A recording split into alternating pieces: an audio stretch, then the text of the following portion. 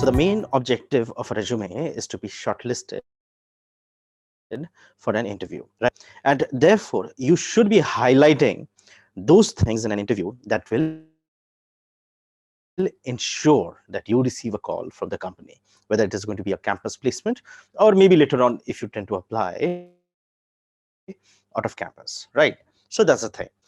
Now, the main objective of a resume is not to get a job, right? That is the objective of an interview, right? Now, if an HR professional, imagine yourself as the HR professional of the company, right? Now, if you're getting hundreds and hundreds of resumes like these, right? Statistically speaking, what would be the amount of time on an average that you would be spending on, each of the resume that you receive? Just think about that.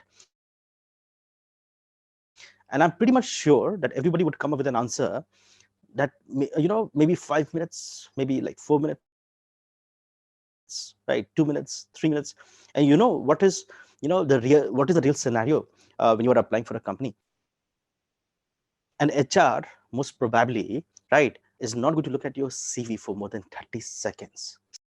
That's very important. Okay, so what is the average time? Okay, that's exactly what we are talking. So highlight the most important. So therefore, what you have to focus on is you should be highlighting the most important and sellable points on the CV, right? And whatever discussion, whatever explanation that you feel like, presenting to the company, that should be left for the interview. First, get shortlisted. Prepare all the possible answers to all the possible questions that might be asked in the interview, and leave some room for uncertainty. Then go and face your interview. That's how you are supposed to prepare for these job interviews. So please remember that a resume, it is a selling tool to sell your candidature, right? It is an opportunity to present oneself in the best possible light, and it also gives you an opportunity to outline your skills and experience, right? So that's the thing. Now, there's a difference between CV, biodata, and resume, right? Biodatas are usually those marriage type biodatas where you're kind of sending a lot of things in detail, right? CV, curriculum vitae as we call it, actually is meant for jobs that you tend to apply for later on, right? People with experience. But right now, what you should be focusing on resume. But then throughout the world, people tend to use the terms CV, resume interchangeably. So we are not going to differentiate between that, right? But then biodata is something very different. I think somebody's mic is on. You can just switch it off, right? So when we are talking about CV, right, it should be very brief and punchy. As I said, the attention span time is not more than 50 to 30 seconds. So is there anyone who actually makes more than one page CV? If you do so, try and avoid that, right? If you do so, try and avoid that, right? So that's the thing. So your CV should be one page maximum, right? Highlight all the relevant areas, right? Customized by the specialization by the company, by increasing experience. Make sure that your CV does not have any problem as far as grammar is concerned, right? And you do that, and probably if there's any mistake, you would be able to get rid of the mistake, right? And if you are going to submit a paper-based CV, make sure the paper quality is good. Don't use the ordinary A4 sheets that we tend to use. Try and use a bond paper. You can easily get it at any of the stationery stores, the bond paper, right?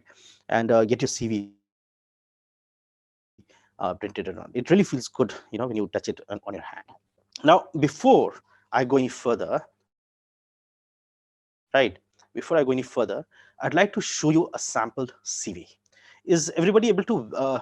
Is everybody able to see this CV? It's not my CV because the company doesn't allow me to show my CV. Therefore, I'm using the CV of one of my juniors, from FML. Can you just click yes in the chat box?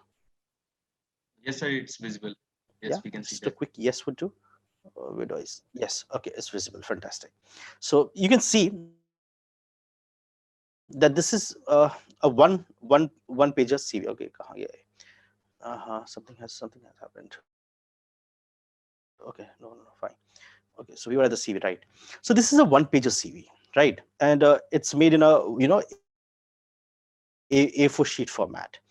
Now, see the beauty of this CV that the person has used, the real estate very, very properly. And when I'm talking about real estate, I'm talking about, the space that is available, on the paper, right? And the person has used that real estate, nicely. So you can see that the margin is not that great, right? Even though it's zoomed at, okay, now I've made it at 100%. It was at 118%. So now I guess it's you can understand the margin and all properly. So the person has not left the person has not given too much of space on the left and the right hand side, as well as on the top and the bottom side, right? So the person has maximized the use of the real estate as far as this particular CV is concerned. Somebody saying something? Okay, fair enough. So, as far as your CV is concerned, first of all, your academic qualification comes, right? Since you are at your undergraduate level, so you will mention your college marks or grades, whatever you get, right? Specialization, right? Which would be followed by your 12th and then 10th, right? So that is what you will try and mention. Look at the right hand side, percentage, right? And the person has also mentioned, the person has also mentioned what is, if there is any specific achievement as far as that particular percentage is concerned. So as far as even you're talking about NSIT, right? And you can see it's a 2012 CV, and NSIT at that point of time was part of University of Delhi, right? And at University of Delhi, you don't really get a lot of marks, and FMS continues to be in University of Delhi for now. NSIT now, I guess, is an independent university, as my college has also become an independent university, right? So getting 76% is a huge thing there, and the person has indeed mentioned it, top 10%. Dean's Roll 74% at FMS Delhi and all as well, right? And then other academic distinctions, the person has also mentioned, like in GMAT, what was the score, CAT, CE, AI, EEE, Dean's Order of Rotary among top three rank holders, throughout school life, 11 consecutive years, secured 100% written managerial economics semester 1 at FMS Delhi, and all India rank of 403 at national levels science talent search examination, right? So that's also there. Then the scholarships the person has actually mentioned. Now you have to understand the interesting part here. The person has not used full sentences.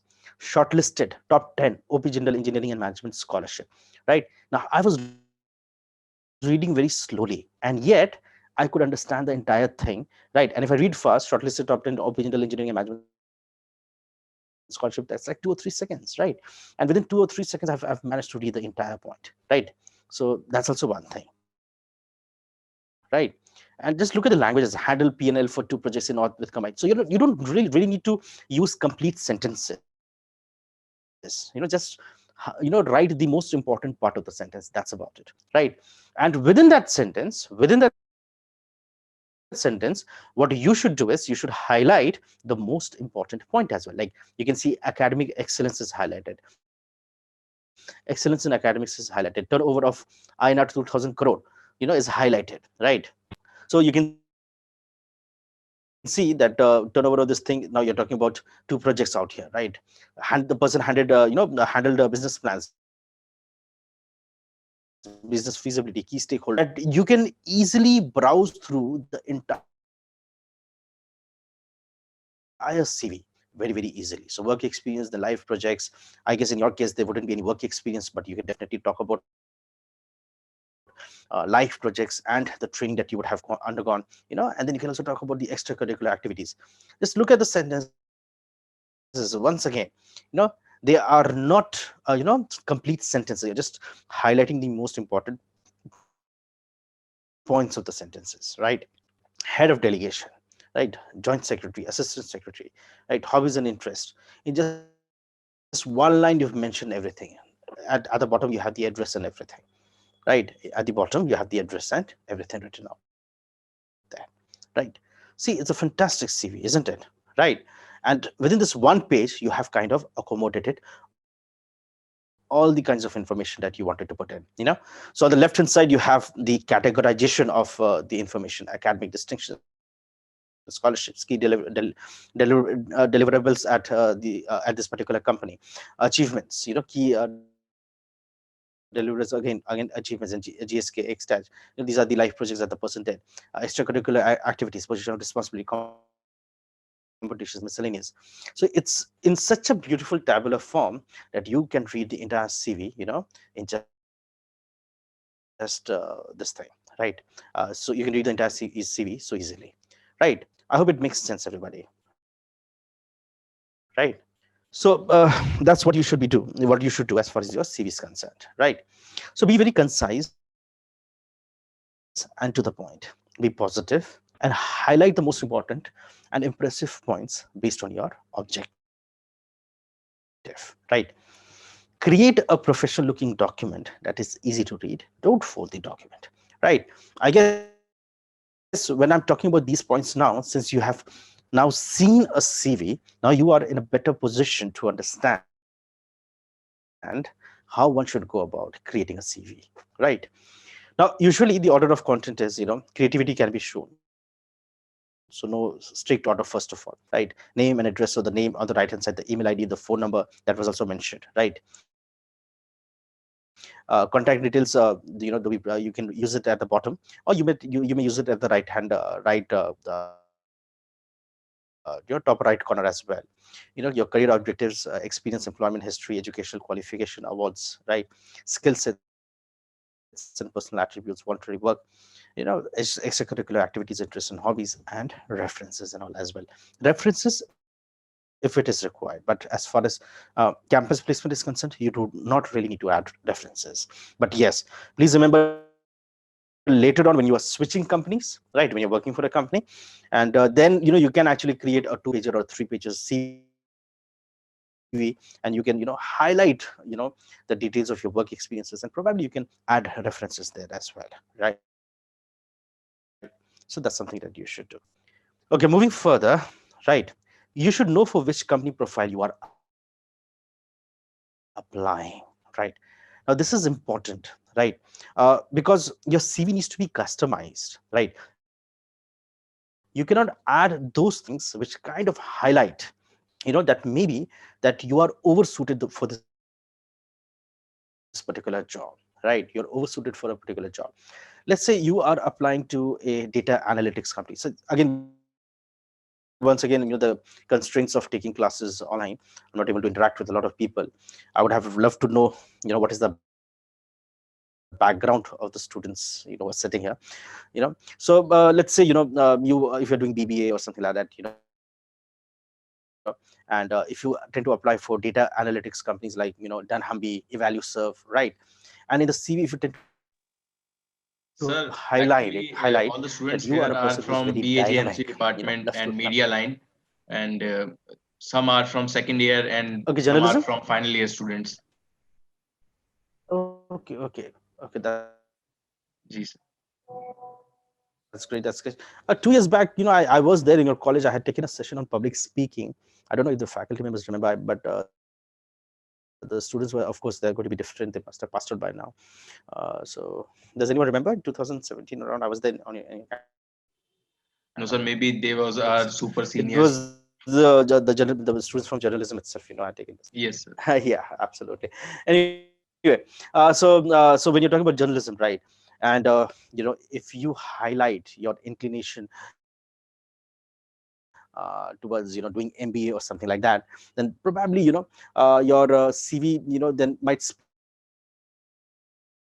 a very different profile about you. It may give a very different perception about you to the company, and that can be a very negative thing as well. Therefore, you should know what the company that you're applying to, and for which profile you're applying, when it comes to the job, right? that if you don't have a lot of data to put on your CV, use a 12 point format. And but then, if let's say you have a lot of data, you can actually reduce the point, right, the font format, right, and you can get down to using 10-point font as well, right. Stick to Times New Roman, Arial, and Calibri. No Comic Sans or fancy colors and all. Some people, they tend to love using a lot of fancy colors and all, right. And heading should be consistent, and style, size, and formatting and all, they all should be consistent. One thing about style, that I would like to talk about here is, right, now if you go to Word, you have an option to reduce the spacing between two words, like engineering entrance examination, right. So there is some spacing between these words, right. Now Word has a standard format as far as the spacing is concerned. You can reduce that, right. There is also, you can also reduce the spacing between two lines as well, right. So among top three rank holders and then secured 100%, you can see that these lines are very close to one another, to each other, right, which is deliberately done. You are reducing the space so that you have more real estate to use as far as, putting your data on the CV is concerned, right. So that's again something that you can use. So organize using bold or bullet points, italics or capital letters. Use sparingly and consistently, right. So which essentially means is, do not use too much of italics, do not use too much of capital letters, do not use too much of bold points as well. Use proofreaders, check for misspellings and poor grammar. Use left or justified alignment. Left alignment means everything is justified to the left. Everything is aligned to the left. Justified alignment means, that when you're using that box kind of a thing, where it is justified on both the ends, right. So they everything is coming down in a very equivalent manner, right. So most people read from left to right, so it is advisable that you use you use left justified as compared to any other thing, right. Use high quality bond paper if you're submitting your CV on paper, right. Conservative colors, they work best, white, ivory, and gray and all is something that you can use, right. Try and use laser prints. So these are the, the minor things that you need to really take care of, right. Why laser print? Because if you're going to use ink jets, right, even if a drop of water falls, if a drop of water falls on the CV, right, the inkjets, they'll start, becoming spurred, and the ink will spread, around that particular drop of water and under that drop of water as well. But as far as laser prints are concerned, if there's like a couple of drop of water that falls on the CV, there's going to be nothing wrong as far as the print is concerned. It's going to stay perfectly fine. And when you're using bond paper, perhaps it would be, even the paper would be protected. So like, let's say the person is reading the CV, and a drop of water falls here and there, and everything becomes very blurred to read, then there's no point to it, right. So we strongly advise that you should not be using inkjets. I hope everybody can differentiate between an inkjet and a laser printer, right. At home probably you might be, you might have an inkjet, so you can go to any of the shops and get your CV laser printed. That's preferable, right. Please do not use photocopies, because photocopies, they tend to leave behind marks and all, and that's ill advised, right. And if you're using electronic copies, please do not send your CV in a Word. PDF is way better, right. PDF, for the simple reason that whatever platform that the person uses at the office, right, PDFs, they don't change according to the platforms, they remain fixed, right. But Word, they change according to different platforms like Mac or Linux or Windows. Therefore, in these situations, it is advisable that you use PDF rather than anything else, right. And when you're sending things across mail or any other format, please ensure that your computer does not have virus, and that you are using a good antivirus, right. Otherwise, that the person is downloading your CV, and suddenly the computer is infected by viruses and all, that's going to be a problematic thing and all as well. So the PDFs at least ensure that there is no virus, right? And once you create a PDF format, you can double check it that everything is absolutely correctly, it's correctly mentioned in the PDF. And once the PDF is correct, is made, there is no accidental changes also that can happen in the CV, right? So PDF is way better than Word as far as using your CV is concerned, right? These are some minor things, but then if you take care of that, you create a lasting impression, a very professional one as well, right? As far as your education qualification is concerned, list the most recent first. In your case, it's going to be your graduation marks till whatever semester you are in and when you are applying for that particular job, right? List date of attendance, like from this month year to this year would be your college. From this month year to this month year, you would be you had done your class 12th, then class 10th, and so on and so forth, right? So post graduation, I guess, is not there, is not meant for you right now, right? So list any professional training and key skills acquired. That is very important. That kind of differentiates your profile from the other candidates, right? So that is again very important. And please include all your awards and honors. That kind of polishes your CV quite well, right? As In certain cases you can apply, you can use career objectives and all to be mentioned, but then when you are applying for jobs on campus, mentioning career objectives may not be required, right? But even if you feel like adding it at the starting of it, you can write a line career objective, right? But at campus placements and all, it is really not required, right? But out of campus, you can definitely add that, right? The key skills are, like management and supervision stuff, keyboard skills, 40 words, and you can see, like, again, that pointer thing that I had talked about when I had showed you that CV. So you can use this pointer thing to create your CV. So list any research activities and projects, include your role, research assistant, primary investigator, and any skill gained, position, title, begin and ended, name of employer, city, state, brief description of your responsibilities, achievements and competencies.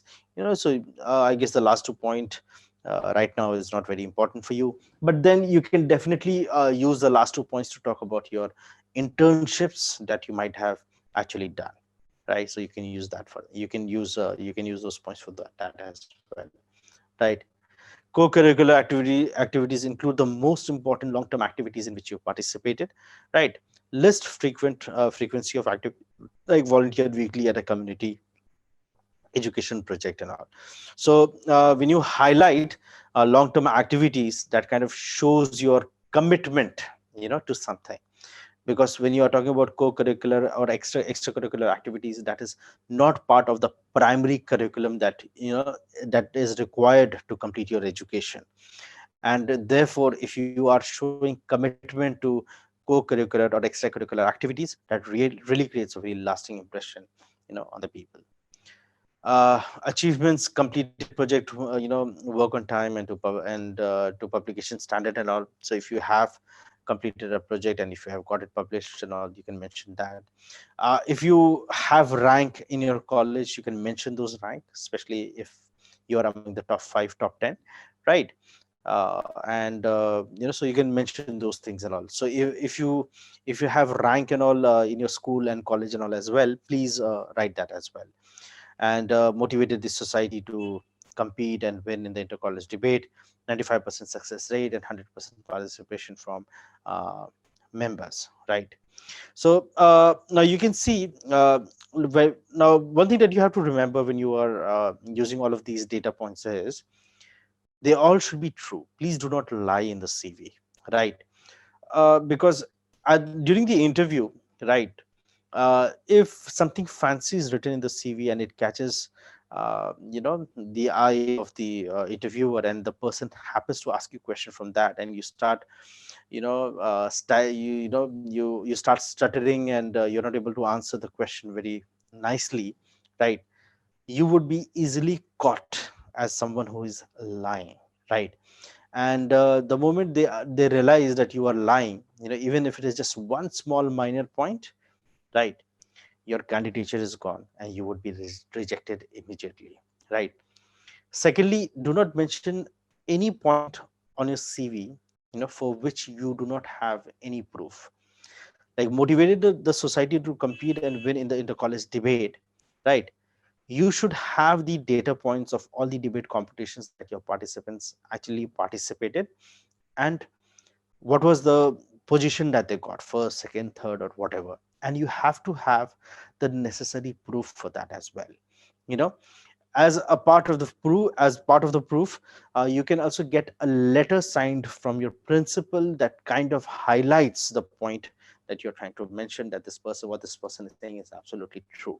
you know so even letters from your principal or head of department, that also does act as a proof for the points that you're mentioning in the CV, right? But whatever you mention in the CV, make sure that you have a backup for that, until unless of course you're talking about your personal qualities like honesty, integrity, dedication, tenacity, persistence, and so on and so forth. Of course, for that, you cannot have a particular proof, but definitely you should have some story, from your life, some kind of an anecdote through which you are able to narrate, any point of time in life when you had actually, been very tenacious, very persistent, very honest, very loyal, or something like that. You cannot just mention all of these things. ठीक है ना, समझ में आ रहा है ना? तो ये चीज है. Yes, sir. Memberships and affiliations. Yeah, somebody saying something. So list any professional organizations of which you are a member and the year you joined, right? Include any leadership position you may have held. So that's also very important, right? Your personal info, can highlight any special skills, for example, language, computer skills, etc. May include hobbies, special interest, other activities that define your personality. Do not take these points lightly. For example, you are in journalism and you have a hobby of writing and you maintain a blog, right? People are going to love it when they'll see it. Okay, na? So these hobbies and all, they speak a lot about your personality, right? So please, take those things seriously when you're trying to mention them on the CV, and just don't mention it in a very light-hearted manner. Honesty is very important. Ethics are crucial and becoming more and more crucial nowadays. As people are losing trust, over one another. You have to be very, very ethical and honest when you're applying for a job. Sir, we have got very much questions right now here. Um, In the chat One box, is from Rashmi Kiran. Rashmi is asking, sir, can we use infographics in our resume making? infographics, yes, but for campus placement, I would not suggest. Good morning, sir. Good morning. Sir, I want to ask that कि जैसे आपने बताया कि अगर आप डालते हो कि आप डिबेट में अच्छे हो या आप राइटिंग स्किल्स में अच्छे हो, तो you have little bit proof of that. तो सर, जो प्रूफ आपने बोला कि उसमें आप पॉइंट्स के साथ आ सकते हो, तो वो पॉइंट्स जो होने चाहिए वो रफली रिटर्न होने चाहिए, एज जैसे कि हम किसी डिबेट पे बैठने से पहले कुछ रफली लिखते हैं, या फिर वो एक प्रॉपरली मैनर में लिखे होने चाहिए? नहीं. See, what I meant to say was, as far as proof is concerned, the proof is not checked when the CV is being shortlisted. The proof or the cross questioning is done during the interview, right? So if in the CV you have written participated in a debate competition, or you won a particular debate competition, that's fine. You don't have to explain anything more.